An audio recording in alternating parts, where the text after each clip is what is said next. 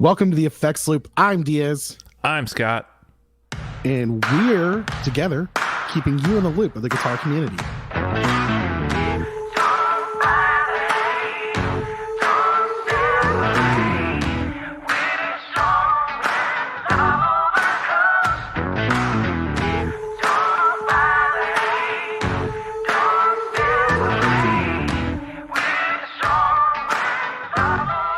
Like that too. Sounded like we were fighting like immediately before we got into this. Despite having like honestly, the least amount of drama between the two of us today, I think is normal. Yeah. I've been watching ER a lot lately, and they focus on spousal abuse or on abuse a lot on that show, and it's kind of depressing. So maybe that's why I said that. What streaming service has ER on it? Hulu. Interesting. Yeah, dude. I've started from episode 1. I'm still in George Clooney era. How long was Clooney on that show for? I think he was only on there for like a season or two. Huh? Because he was like nobody before that, right? That was a big launching pad for him. No, he was in like General Hospital or something before that too. Mm-hmm. Like he was on a soap opera before that. Because it was like him and what was it? Noah Wyle was the other one. Yeah, Noah Wyle. What happened to Noah Wyle, man? I don't know. Maybe there's a list of where are they now ER stars. Maybe. Anyway, what's new with you, man? Dude, well, nothing really. Honestly, I've like gear wise, Christmas is coming up. And I like what you're doing. Episode title, already got it. Yep. So I got them a bunch of stuff. I know they don't listen to the podcast, so I'll like I got Jude a bunch of Lego stuff. Tristan, he loves Under Armour and exercising, so I got him like a bunch of your kid. According to the state of Tennessee, and every time I pay child support, he is. But yeah, no, he like I got him like some Under Armour shoes and like he doesn't wear hats. He's all about his hair. Because he sees me and he's like, "Oh shit, I better appreciate it." Well, I got it. You don't good on him for that. Yeah, and then Michael, he's all about his Mini Cooper that he has. Like I swear, that's all he talks about. It's his first car, right? Oh yeah, but he's like, and especially so where we're at in Tennessee, we're right by the Smoky Mountains National Park, and then the tail of the dragon, and the dragon, which is like 314 turns within like 10 miles. So it's this whole curvy road, and he hangs out with other people who own Mini Coopers as well, and all they talk about is Mini Coopers. And then he's touching his Mini Cooper while you're touching your Mini Cooper, and then you touch his Mini Cooper. That's this whole weird thing. I don't know, but I got him a bunch of Mini Cooper stuff. Yeah, why doesn't he get more normal and hang out on internet forums talking about guitars with strangers and get in arguments over them like we do? That's a more healthy thing. Fuck you, dude. Listen. It's the exact same thing we do. I know, you held up the mirror, dude. That's not what he's made that argument before too, and I get mad at him too. But like, whatever. I remember when I was young and I bought my first car, I was like on the forums for that car, like looking up stuff on that, and there's all these guys like it's kind of funny because I see the parallels in guitar groups of like they were like always the same. Everyone had to do the same mods to a car. Yeah. And they always talked about all the same mods. And so we all have our locking tuners or like whatever other things we do to guitars. Yeah. Too real? Well, oh, damn it. I was about to say something. Yeah, I mean, it's kind of the same thing. My first car was a 96 Chevy Astro minivan, though. So, I mean, there wasn't anything cool. Like if there was a forum for that, it would have been me and a bunch of 43-year-old MILFs. Shit, that would have been great. Why didn't I think of that? Oh, my gosh. Whatever. All right, what's new with you, Scott? Wasted your youth, yes. I wasted. It was horrible. So new on my side. I got a new pedal, sort of. I got from Happy Valley Analog, a pickup impedance simulator. So it's a little pedal, one knob, and a little switch. Didn't Seymour Duncan used to have something like that? Like I've seen it pickup booster or something like that. I've seen it in a lot of DIY forums, and then I just saw this guy who actually just made one. And it came from one of the Quad Cortex groups, a guy was looking at getting one for doing captures with fuzz pedals, seeing if like, hey, is that the problem? And I was like, maybe. But I use a wireless unit too. So like on my big board, I can sneak this underneath the board and do a pickup impedance thing to make my fuzz pedal work better. Like the same way like with the Benson fuzz that came out this year. If you remember that. Yeah.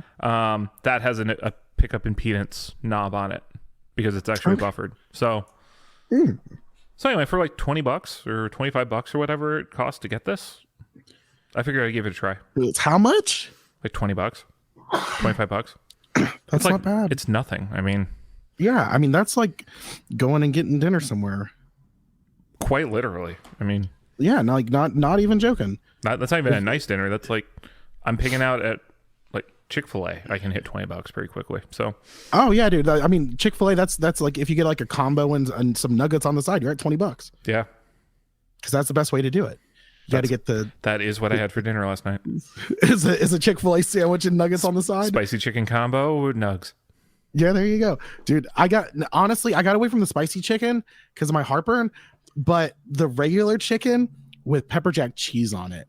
Oh, that's slapping right there, dude. I'll have to try that. I'll be honest with you. I mean, this might piss off some listeners.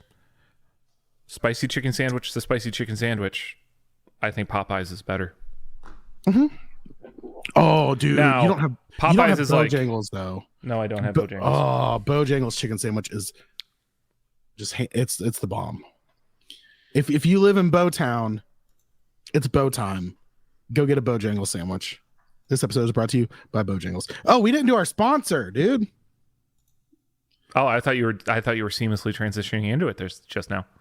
Oh no, this episode is not brought to you by Bojangles. I mean, unless they want to. Honestly, if Bojangles sponsored this podcast and just sent me some gift cards, I'd be happy. Actually, is Bojangles hiring managers right now?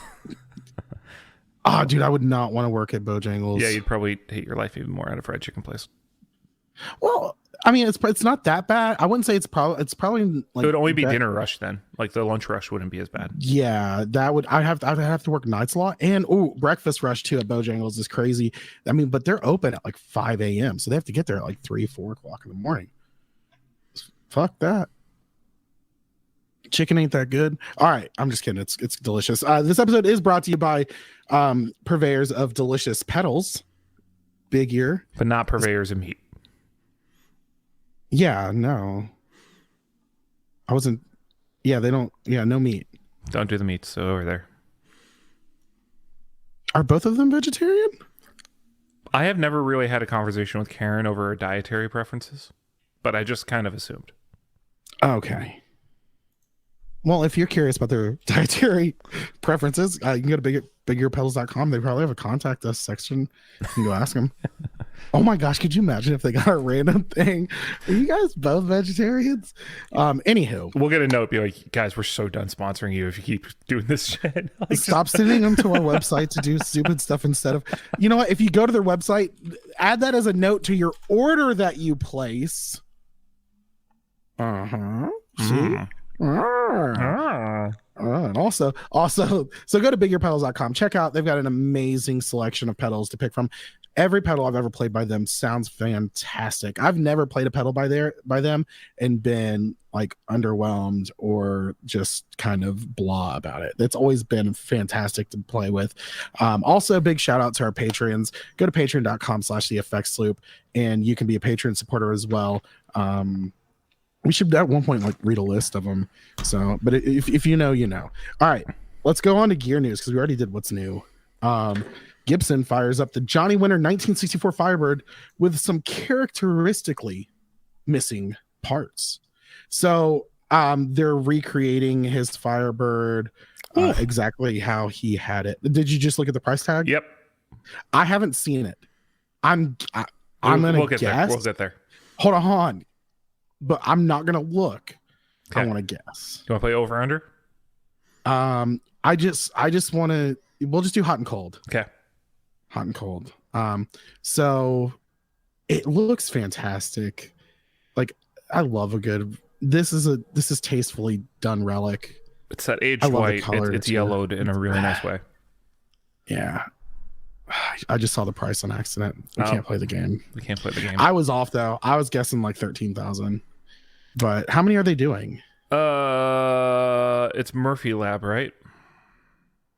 Yeah. So actually, for Murphy Lab, like I don't want to say $9,000 is a good deal, but I'm just saying that as far as what we've seen on the Murphy Lab pricing, it's not ridiculous for that what they seem to be doing.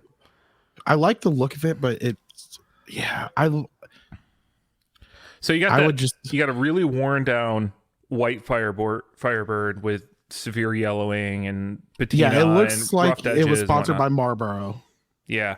Like this guitar itself smoked 20 cartons. Like even the inlays are different colors. Yeah. And then you've also got some holes there from, I'm assuming, what used to be a Maestro vibrato. Yeah, Maestro. Yes. I'm kind of curious how they age those holes, but anyway. Like, what does the aging process look like? Do they drill it and then they put like a screw in and out of it like 4 times as part of like the relicking process? I'm gonna email Gibson and ask him how they age their holes. How do y'all age your holes? Oh god. All right. Anything special about the pickups other than just like they're voiced right or whatever for like that age? There wasn't like something magic about Johnny Winter other than he played to like that. It was just like a guitar of the era that he was playing, right? Like this is his guitar that he's known for. Yeah. So 9-ply mahogany and walnut neck, is that normal? I have no idea. Indian rosewood fingerboard. There's some premium stuff in there. Anyway, if you're over the age of 65, if this guitar might be for you. This guy was. If you haven't had a chance to ever watch Johnny Winters play, go to YouTube and watch. He's a fantastic guitar player. He had a great sound, in my opinion. All right, let's move on. Speaking of great sounds. Speaking of, if you like great sounds, you should double it up. Because then you'll get the Pantheon Deluxe dual overdrive from Wampler pedal. But it's not doubling up because they're 2 different pedals inside. Kind of. They're both blues breakers, but different voicings. Are they? Yes. It's got it's got the Pantheon in one side. And then what was it? I guess they're both Pantheons, but they're voiced differently. For some reason I thought that they were 2 different. Well, they are different voicings. So they say one's closer to original blues breaker, one is the Pantheon circuit. Right. For some reason I thought they had a name for the one that's closer to the blues breaker, but I don't think there is. Coming in at $270, which is a dual overdrive pedal territory. It's right in King of Tone pricing, which is what it's gunning for. Yeah, I think it's an it looks like they have order switching as well on the top of it. Did you see that it has MIDI? Oh. It has 3.5 MIDI. Interesting. I wonder all the controls you can do other than just bypassing. I believe it's only on off only to control the relay. Yeah, it says it's out. It's got MIDI in and out to control the relay based bypass. That's cool. Which is still pretty cool because you can keep that out of your MIDI switcher loops or whatever, and you can just do a straight on off. That's cool. So dual overdrive pedals. Yeah, we've seen so many people do them. What's the deal with overdrive pedals? I've been watching Seinfeld every night when I go to sleep. That's my go to sleep show right now. Dude, is it just like 1998 NBC in your house right now? You got. I've been watching Law and Order, ER. Well, in all fairness, all the Law and Order I've watched has been the new stuff. It's not been any reruns. So ER, yeah, Seinfeld. What else do I watch? House. That's an NBC show, technically. Oh, yeah. Well, I watch a lot of Peacock, so I've been watching the new series from the new Dexter. Oh, I haven't. Yeah, dude, it's actually really good. Dexter New Blood. It's on Showtime. I'll have to give that a look because I did not appreciate how Dexter sort of just meandered off. Oh, dude, no, this has been great. Do you have Showtime? No. Okay, you can use my Prime account. It's got a Showtime. I'll get you that. You can't order anything though. Okay. So dual overdrive pedals. The King of Tone is kind of like the signature one that everyone goes nuts about, right? And then, so there's all these people who try to do a dual blues breaker. And part of what I think they're doing smart here at Wampler, I mean, they're really late to the game, right? But they are doing, the circuits are different. Yes. Which is something a lot of people you don't realize until you have one. But generally, most people who get a King of Tone make one of them a high gain side, or they throw one into boost mode, or they put the switching circuit on the mod on it, or one of those kind of things. So it's not two identical pedals stacked on top of each other. I think that's what a lot of people misunderstand about it. Two identical pedals stacked on top of each other will give you a good sound. But one of the great things about stacking is always, in my opinion, has always been mixing two sounds together. Yeah. I mean, look at a lot of the JHS dual pedals are I think they're almost all two different circuits. Oh, yeah. The double barrel, double barrel, the sweet tea. They had, the ham and eggs or whatever it's called. The steak and eggs was actually a compressor, but yeah. Yeah, there was a Keeley compressor and the Morning Glory together, which is a great combo. Great combo there. Great combo there, bud. Made from spare parts, aren't you? I'm going to regret telling you that one, aren't I? Yeah, probably. Right. Letterkenny's not NBC, is it? No, it's Crave, which is like a Canadian streaming service. Well, now it's a Hulu. Well, Hulu gets the rights to it, but it's actually still a Canadian show. It's like there's a bunch of those Netflix shows where they're like, it's a Netflix original. No, they bought the distribution rights. It's actually produced by like another thing, and like TPB, Trailer Park Boys is like that. That's been on TV in Canada for ages. So like, yeah, maybe like, I don't remember what channel had that, but it would have been like Global or CTV or one of those Canadian television stations, because they don't have ABC and NBC and Fox. But you actually still get them. How do you get the real news then? If you don't got Fox. All right, let's move on. Yeah, the CBC, which is government run. Okay, all right. So this looks really cool. The Pantheon Deluxe. I think it should do well, especially if you're someone who's like waiting 4 years for a King of Tone. I haven't tried it. I think the bass cut on this as well is a nice little feature. Bass cut, bass boost. So it'll have a lot of different flavors in there. So I check it out. I still need to order my King of Tone. Dude. Fine. Not getting on that. I bought kids Christmas presents. Weren't you just going to sell your spot? Yeah, I don't know. It would be more profitable to actually buy it and then resell it. Yeah, but you have to have the money to be able to buy it and sell it and deal with all the headache. Yeah. Whereas, if you just sold your allocation, you're done.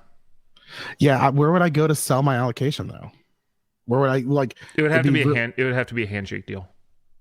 Well, even then, what I'm saying though is like, I don't know. I wouldn't feel right going in like a forum and being like, "Hey, want to sell my spot? Who wants it?" Dude, you have two people that have already offered to buy it from you. No, I don't. Yeah, Tom has not offered to buy my spot. I thought that was a no. He's tried to wheel and deal for my spot. Oh, I'll put it down in the same offer, and I'll say it publicly. How much? I will give you a DRV for your spot. Yeah, but which one is it though? Okay, you want to bitch and moan about which? I do. I don't want the. You don't like the white with the rainbow? I like it. I don't like it. I don't like it. I think it looks good. I don't care for it. I'd want a limited color. Fine. Yeah. And even then, what price do I put on it? How much? That was the offer. Well, your spot in line. If you give up your spot in line, you get a 1981. No, I want Tom has the color I want. Okay. Tom has the OD green with black. Okay. Or I think he has a neon green. I forgot, he has a green one. They still have the blackout. They still have the pink. And they have the white. The one I have is the white. Because I had the blackout and I didn't like it because it was just too hard to read. Black on black is too hard to read when you're actually on stage. The gold looks great. No? It's sold out, but it looks great. Okay. All right, let's move on. Speaking of pedals that flip. Yes. So Paul Cochran announced how Paul announces on his Facebook. He just posted a status. He's got the Tim Overdrive pretty much ready to go. The V2, I guess, or V3 of whatever it would be. Not the Timmy, the Tim. The Tim, the big boy. Big boy. This is the third. He was going to release this 5 years ago, but nothing worked out. It's not good. He has not had time to work on it or anything like that. Don't forget, after he kind of teased a new Tim is whenever the MXR Timmy kind of came out. Well, that was last year. We assume that he started working on that. I would assume there's at least a year or two of just sort of pipeline development to get that to happen. So yeah, like I'm sure he spent a lot of time. But these are going to be. They're saying the Tim will still be hand built, so it won't be an MXR SMD kind of a thing. Well, the tease on it is he says he's hoping to have it released by the end of winter, which could be until like February 2022. Sure. If we're gonna, which do you think is going to happen? The new KTR is actually going to come out, or the new Tim's going to come out? I feel like we're in a race for nothing. Because the KTR was supposed to come out like 3 weeks after he made the announcement, like 2 months ago, and there's no KTR yet. Yeah. It's probably sitting right next to his boost pedal. Shade thrown. And his special full true bypass switching system. Yeah. Anywho. So how much do you think it's going to be? I have 300.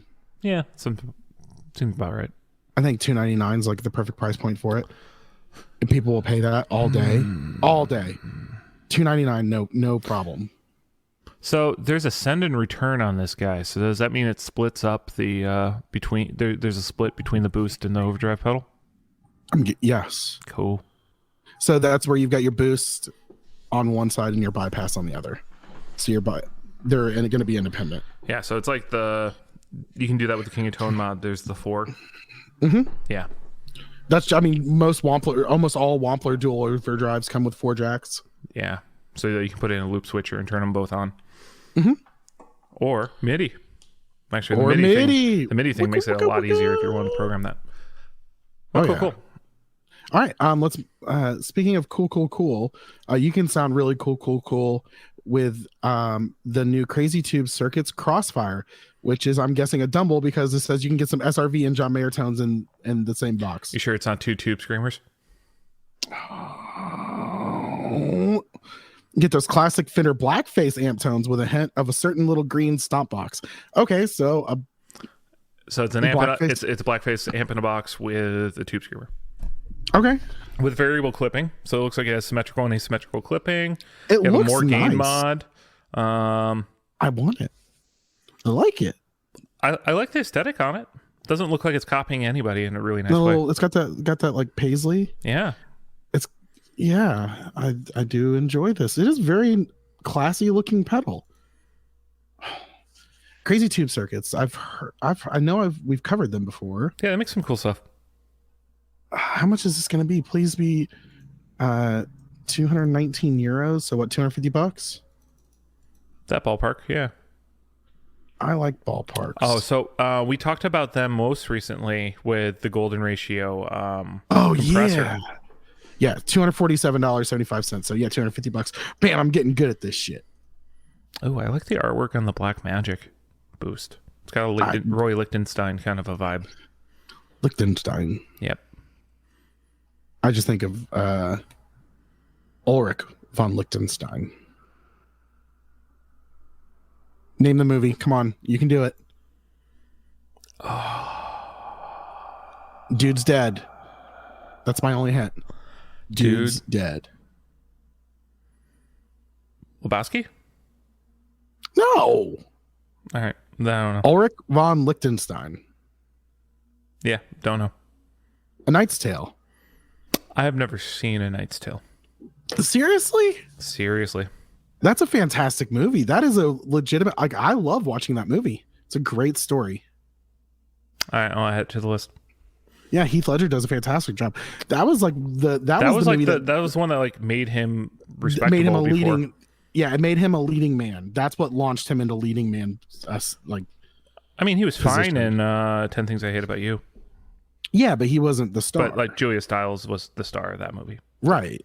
He was one of the main guys, and Joseph Gordon-Levitt was in there too. Oh yeah, that was back Gordon-Levitt's like geeky phase too. Yeah, that was like right after Third Rock from the Sun and all that. Yeah, same era, I think. Yeah. Bam, good we're on going him for growing up and getting some more. Like, UPN wasn't that bad of a TV station. Oof, let's not say things we can't take back. All right, so $250. This looks really cool. I wish they need to. Excuse me. Give him space, guys. Give him space. Let him breathe. Let him breathe. They need to sponsor us. That's what I was gonna say. If not, we should just at least talk to him. I mean, yeah. we haven't ever run into them at NAMM or anything, so I add them to the let's interview them list. Yeah. All right. Speaking of things that are all right, this looks all right. Behringer announces the Octa divider, which is a 1970s Neutron octave divider clone, because it's got the same name. So I'm not gonna lie, I love the aesthetic of this. I do too. It's very, very sticks to the Neutron thing while looking classy. Okay, one thing about it that I have a problem. I don't like the Behringer logo being on it. Oh, that's fine. I don't like the logo right there. Yeah, no. I've never really liked that Behringer logo with the ear in the triangle. I think if they just had the script of Behringer like they do on the back of the pedal, great. Yeah. Yeah. All right, here's my thing. Okay. It has feet. Yeah, that's dumb. So you can't put this thing on your pedal board reasonably. I mean, you'd have to you could shave them down. I hope these are like soft rubber where they're just like stuck on, so you don't even have to put them on. But right, because like a lot of pedals come with that. Like there's feet in the box, right? And they'll just leave the bare metal, and they're like, look, everyone's going to take these off when they put Velcro on, anyways. We're just not going to put them on. They're there if you want them. Oh, that's kind of like the Dunlop wall. Because of those rubber, makes me so mad. The Dunlop wall is one of the most poorly designed back plates there is. Yeah. Because everyone, it was designed at a time before pedal boards were a thing, first off, where pedals were just loose. That's when they designed it. And at that point, it made sense. But they've never updated it in a reasonable way where they go, okay, you're going to put this on the pedal board? Great. And then we all turn around and we buy like cut pieces of wood or something to put a spacer in there to keep the back plate from like just being completely rattly. Well, that's what I had to do. Here's the thing. Like a big part of their demo is with, I guess the feet make sense because they're using it with synths.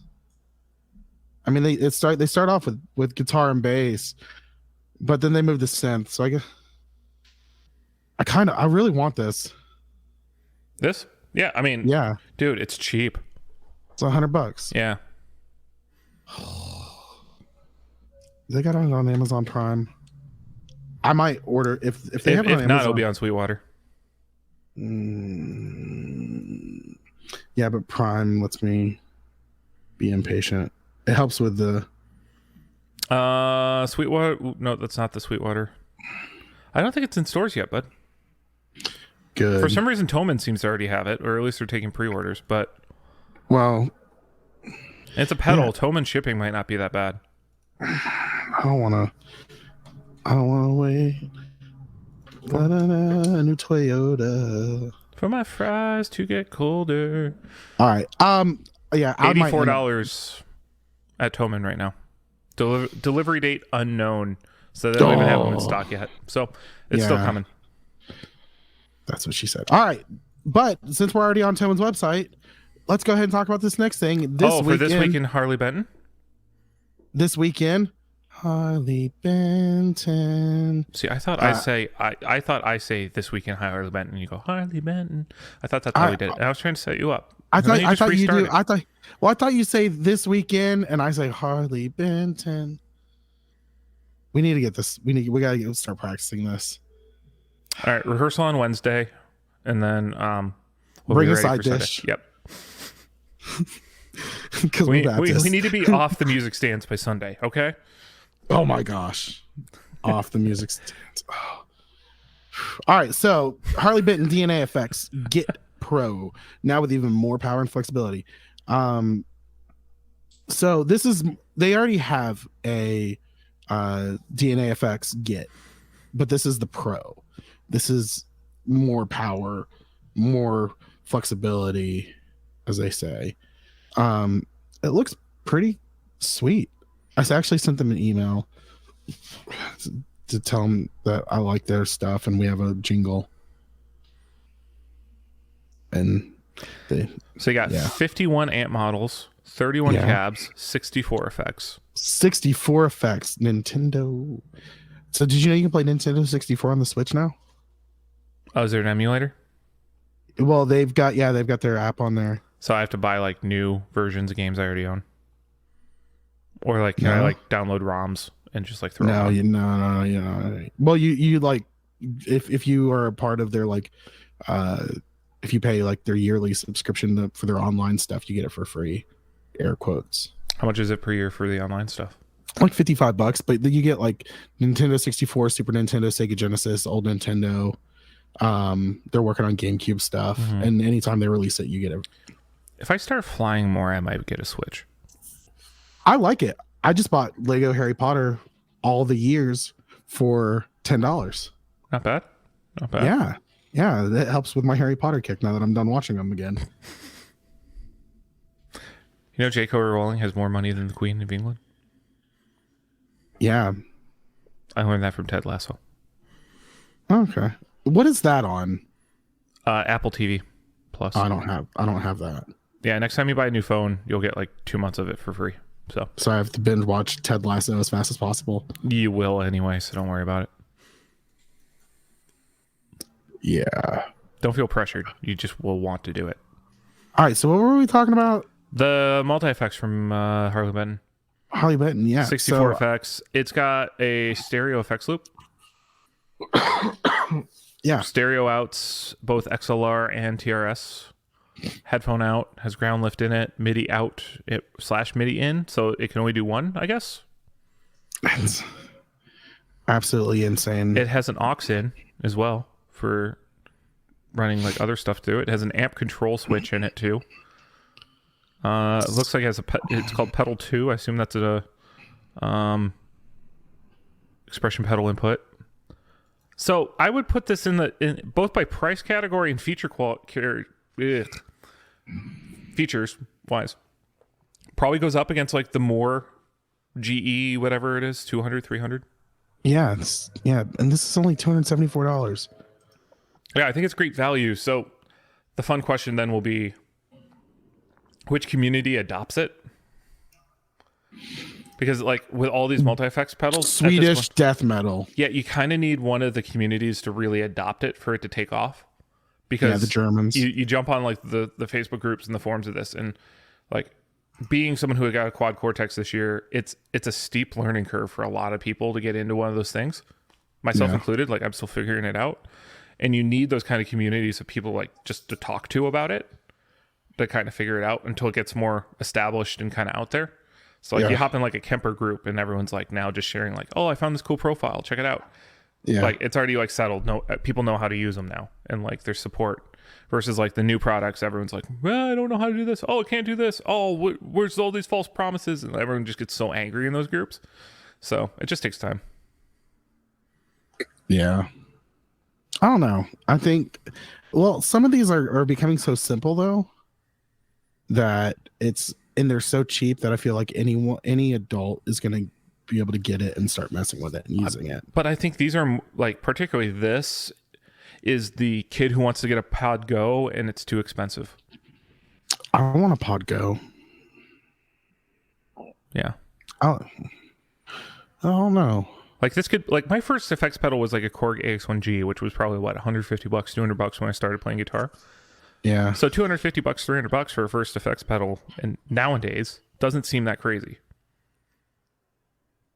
when you're starting playing guitar. So no, and this does everything. Crazy. The only problem is like, the shipping and waiting for it. Well, no, more for me is someone who's learning an instrument for the first time. They don't know how to do like XLR into stuff. Yeah.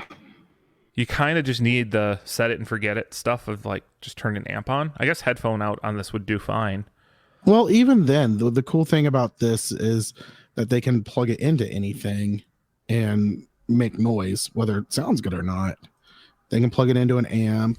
I mean, even though they are not going to realize they can even turn off the amp sim, or they need to. Yeah. But a lot of people use these things. Like they're like, I want to keep my amp. I just want an all-in-one multi-effects. And so, you know, people do that. Yeah. I'm in a weird place where, I mean, I don't know what I want to do, if I want to stay with running direct or if I want to move to an amp. I mean, I'm in the slimming my rig as small as I can phase. Yeah. But, you know, I'm honestly thinking about getting a Pod Go, and just kind of running with that. Yeah, I mean the nice thing of the Pod Go is it has all the Helix sounds. The only problem is the blocks are like limited to a type. Right. So you can only have like one overdrive queued up. Well, I don't. Yeah. So that's where people get all angry at it, and then you're like, well, just set up different scenes. Yeah. Or whatever the terminology and pod language is for that. I don't know. I think I just need to get a snapshot. Yeah. I think I just need to get a Helix. HX Stomp? No, just a full Helix. Oh no. That would be a jump. Yeah, but I like the scribble scripts. Call me a sucker for scribble scripts. No thanks. Turns out I'm a sucker for scribble scripts. You know what I'm a sucker for? Affordable effects pedals. Oh my gosh! You know what I'm a sucker for? Lists. Oh man, this might be the thing for both of us. Oh shnikes! All right. So if you didn't catch what's going on, there's a list of best affordable effects pedals of 2021. All right. So guitar.com came out with their list. So the winner of the list. So it's not a list if there's a winner. There's a list of losers. All right. Oh, so there's the list. Well, if you don't start with the winner and you just go to the also nominated, you have a list. Okay, fine. All right. Let's not talk about the winner then. We'll talk about the winner at last. All right. So Grutter Audio Focus has a clean boost that they came out with. Why don't they put the price? Why have I not heard of any of these pedals, nor have we talked about any of these all year? Oop, nope. We finally the Angry Rhubarb. Yeah, what it took like 3 or 4 before we even get into ones we talked about this year. Yeah, the Walrus Audio Polychrome. Did we talk about that? Yeah, we did. What? It's a flanger. What is that? Oh yeah, we did. Oh, the artwork threw me off. The JHS Legends of Fuzz Bender. I had one of those. Yeah, you did. It's good. It's a good tone bender. I don't like the cases in those though. Yeah, they're huge, aren't they? They're huge and they're not bent too square. Oh. Walrus Audio Eris. Eras. Whatever. Do you say Eris? Fuck you. Eris starts with an H, bud. Eras, whatever. It's a weird word to fucking come out of nowhere with. Run like the wind. Oh my fuck you. Oh my gosh. How often do you use that? That's from The Simpsons. Okay. Run like the wind. What? I've only ever read it in books. Oh my gosh. The Walrus era. I'm surprised the Eras didn't win of this list, actually, just because the Eras was such a solid pedal. And then there's the Earthquaker devices, Astral Destiny, which is also nuts. It's fantastic, but how are these? Why these aren't affordable pedals? These are These are normal price pedals, right? And the winner, it's the Black Star Department 10 Dual Overdrive or Depth 10. Is that a tube? It looks like it. A non-removable tube? You can probably remove it from the bottom. That's where the pins are. It's probably seated in the bottom plate, and you pull the bottom plate out, and then you can pull the tube out. I mean, it's a preamp tube, so realistically, it won't get that beat up, but still. I'll beat you up. I will. Sorry, that's just me shaking in my boots. All right, what was the topic that we really were going to do? Because that was a very disappointing list, and I am a list master. I am the list commander. That was a horrible list. All right, what was the topic you were talking about? So we were actually in the pre-app. We were talking about. So part of my what's new was yesterday. I spent an hour and a half helping my buddy's little brother pick out a guitar. Yeah. He had a budget. For sake of this discussion, we'll say he was trying to stay around $1,000 or less. That's a good budget, though. Well, and we were all excited because that meant you could buy some good new guitars at that price. Right. So we went to Chicago Music Exchange, yeah. Which pickings there is kind of tough right now. Like the supply crunch is still felt there. Like there's definitely brands that are still meeting supply needs. So like there's still tons of Gibsons there. Paul Reed Smith's presence there has grown a ton, but like a lot of the more niche stuff that they typically carry at Chicago Music Exchange just wasn't there. But anyway, going through that, he hadn't played guitar in a while, and I was sitting with him, just sitting there saying, all right, how do we find the right guitar for you? And it was a really interesting journey. So like, I guess that the start of the question, the higher topic, just to start it, would be, how do you know you have the right guitar? There's just something you know. It's that's really what happened. Like I put like 30 guitars in his hands while we were trying to do yes no stuff, right? For variables, and I was kind of doing like a process of elimination. But we wound up with something at the end of the day that I wasn't expecting. The guy at CME is like, "Sir, you're gonna have to leave some of the guitars for other people to mess with too. You've just got 30 guitars in a corner." well, when we walk in, they walk in and they like squirt your hands with hand sanitizer right at the front. Yeah. And that like they have a guy to take bags and stuff like that, so you're not walking around with a backpack. Like that's part of what they do. And they're like, "So what are you here for today?" And I went, "Emotional support for a friend who's buying a guitar." And he went, "That's one of the best answers I've heard." Because you got to do that when you go buy something. You got to bring somebody along for emotional support. Or sometimes you've got to bring along the friend that's like, buy it or don't buy it. Or they just like, because the whole time you'll be like arguing with yourself. You know, you've got those shoppers that are just like, I don't need this. You got to have that friend there that's like, no, bitch, you deserve it. Like, buy it. So yeah, that's always good too. Well, and that's kind of what happened with us was, so there's a lot of just, I like this. It's too heavy. I don't really like this, or don't like this. So we started with the basics. We're like, hold a Strat. Do you like a Strat? Do you like a Telecaster? Do you like a Les Paul? What do you like? Like, what feels comfortable? Yeah, what feels comfortable? Because he's not as large as I am, so obviously like what I'm into is probably different than him right away. So I wasn't trying to project what I liked onto him. Yeah. And then we kind of just went through and I found out, his first guitar was a Strat. Maybe we should hand him a Strat again and say, do you want to stay here or do you want to go somewhere else? And we wound up with a Strat, but through all that, there was a lot of like, yeah, I like this, but I don't know about this. Or yeah, I don't like this. I don't like this.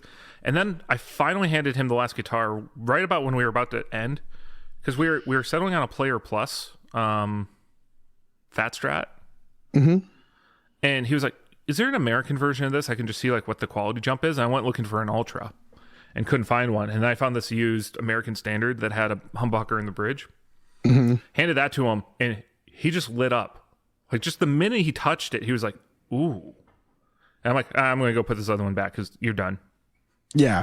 So my Red SG is my main guitar. That's my go-to no matter what. And that same thing kind of happened with me. Mine was more of an accident. I went to Guitar Center.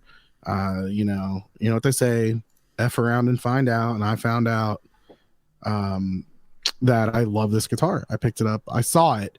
So we were talking in the pre-app and a lot of it, there's kind of like two levels. There's playability and aesthetics and looks. I feel like there's kind of a balance between the two that is required for the perfect guitar or the right guitar. I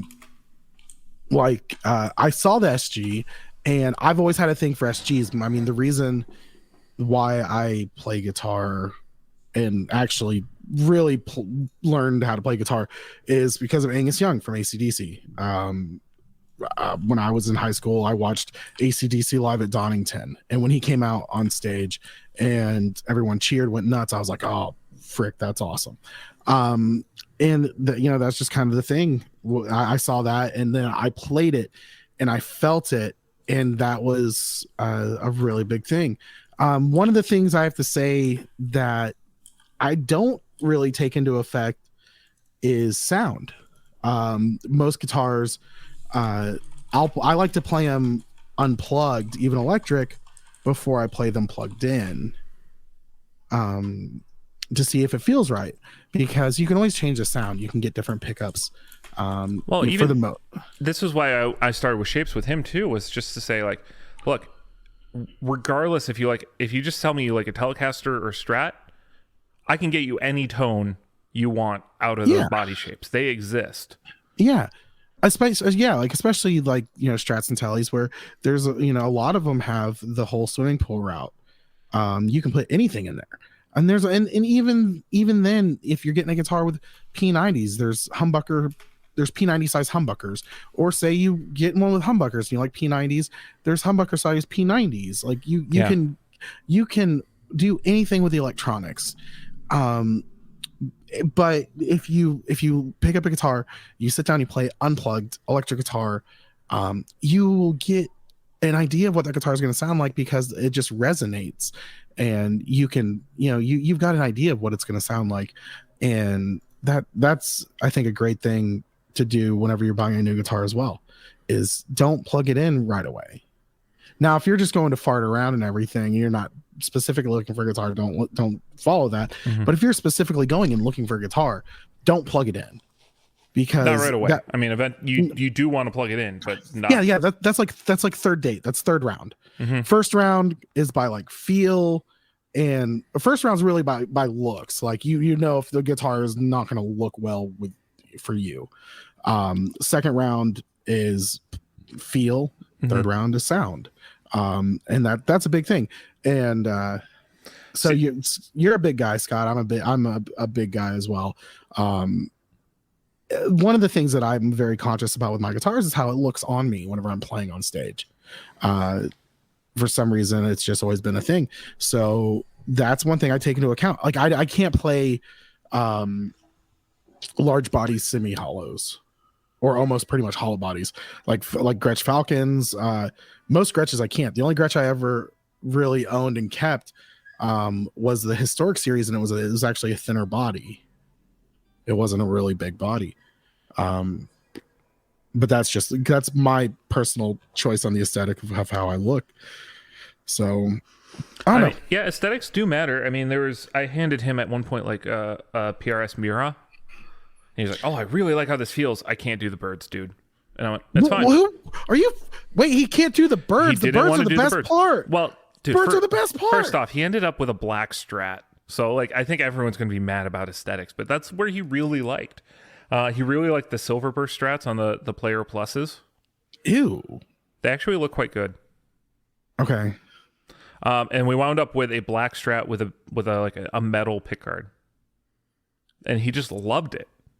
So you gotta accept what people like and what they want to see. I mean, it's interesting when a keyboard player starts going looking for a guitar, because like they just don't have the attachments to things the way we did. Like you have the Angus Young attachment. I obviously have my attachments of. I have 3 or 4 guitars that are all just sort of. I liked this guitar player, so therefore I got one like theirs. I mean, that's why I've got my black Strat. I mean, my black Strat kind of falls in like the David Gilmour, Edge, Hendrix, like all the Clapton, like all those Strat players. Like that's why I've got a black Strat. I think everyone should have a black Strat with white pickguard though, maple neck. That's a controversial topic that I won't step in any further than that. But yeah, again, going back to the original part of just like there is something intangible about like when you just fall in love with a guitar, it's not always rational. Oh yeah. Like as much as we're like, oh well, I'm kind of looking for humbuckers. I'm kind of thinking I don't know if I want a hardtail or a softtail or those kind of things. Then you just have that one guitar that's like, yes. I don't know why it's this, but yes. Yeah. So like I have a PRS CE, right? Mm-hmm. I don't really love PRSs. I've always had a very healthy respect for them, but I've never really fallen in love with the shape of the neck or anything like that. For some reason, the CE just clicks with me, and I think it's the fact that it has a maple neck. Mm-hmm. So I feel more at home with it, with like how I've played Fenders my whole life. But for some reason, the minute I touched that guitar, I was like, oh okay, yeah, this is the one. And I was playing, $4,000, $5,000 PRS customs and stuff like that, and I'm like, these are great, but it's just not mine. The cheaper one made sense for me. Cheap, quote unquote, or one. So there's sometimes there's just that thing, mm-hmm. and you just gotta like you said, you just gotta go through the store, literally just pick every single one up. Like I was actually going through the Strat section because we were trying to determine what kind of neck he wanted. I literally just put my hand around every single neck, and periodically, like every 4th one, I'd go, yeah, this one might be it. Because there's just different neck shapes and there's different everything.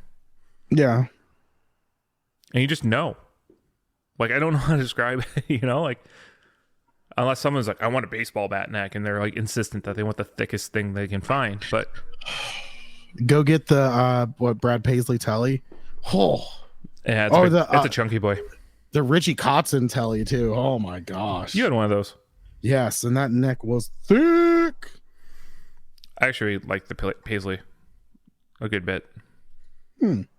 But it's visually, it's just too loud for me. Yeah. I can't do sparkles. Sparkles. Got a problem with the sparkles. All right. Well, sparkles, it's time for us to wrap this episode up. Thanks for joining us, everybody. Yeah, I got out of that voice real quick. Thank you.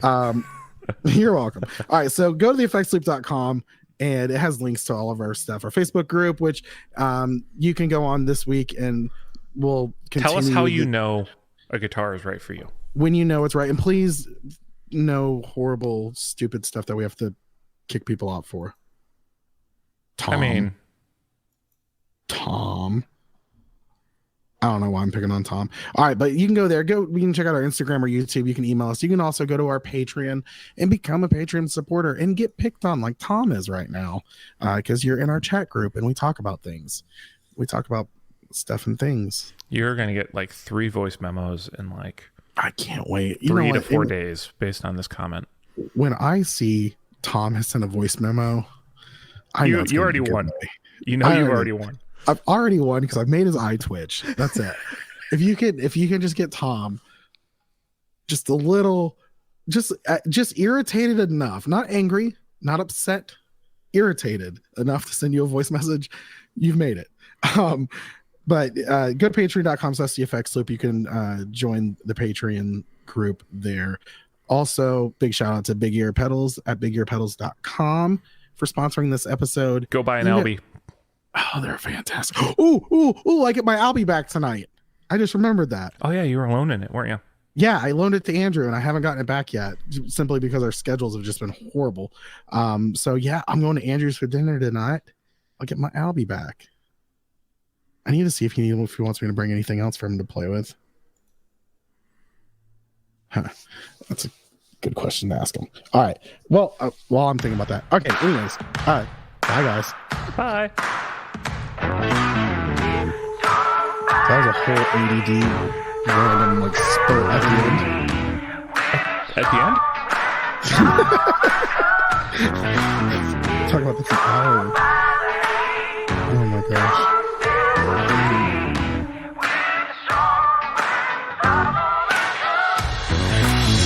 We are strong. We have to just keep pushing along. We are one. So let's come together, show some love. There are many things that this world needs, but the most important one is unity. United we stand, divided we fall. Through the ages this has been the same old song. Yeah.